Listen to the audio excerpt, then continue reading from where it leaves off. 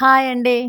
ఈ చల్లని వాతావరణానికి, ఈ వర్షానికి, దానికి తోడు వచ్చే ఈదురుగాలికి, ఈ చలికి వేడి వేడిగా ఏం తినాలనిపిస్తుంది? మిరపకాయ బజ్జీ. మా హస్బెండ్ అదే ప్రిపేర్ చేశారు. ఈ వీడియోలో అయితే చిన్నగా ఊపడుతున్నాయి కానీ ఈ మిరపకాయలు అయితే చాలా పొడవుగా ఉన్నాయి. ఇట్లా పొడవుగా ఉన్న మిర్చీలని నాకు కట్ చేయకుండా ఇట్లా ఫుల్గా కంప్లీట్గా ఇట్లా మిర్చి వేసుకోవాలంటే నాకు చాలా ఇష్టం.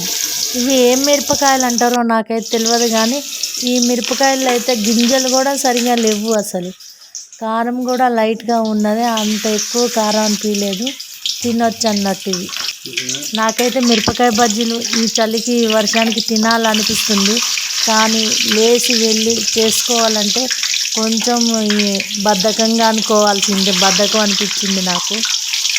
మా వారిని అడిగితే చేస్తారా అంటే చేస్తా అని అన్నాడు. పాపం ఎడతెరపకుండా అయితే వర్షం ఫస్ట్ రోజు అయితే మామూలుగా జల్లులాగా కంటిన్యూగా వచ్చింది.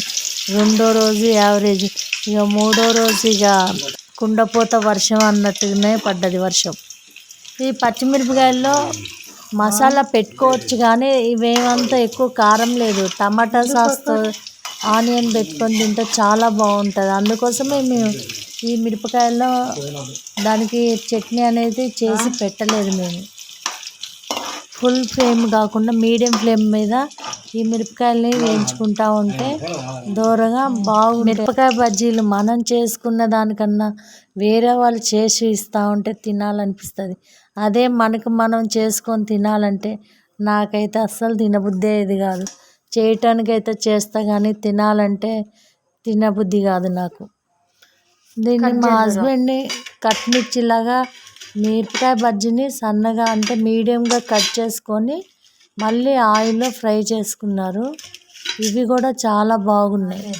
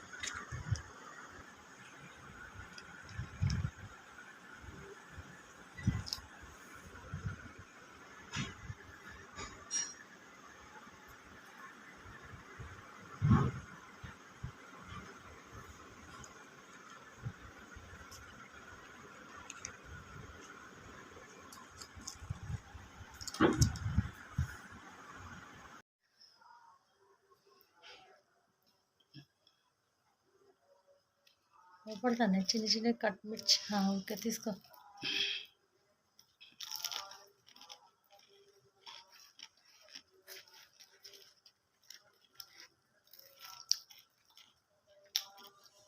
సాస్, ఆనియన్,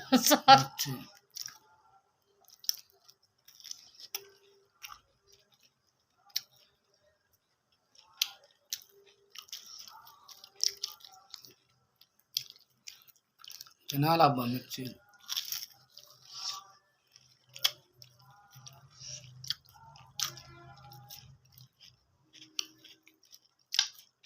కట్ మిర్చి తిను.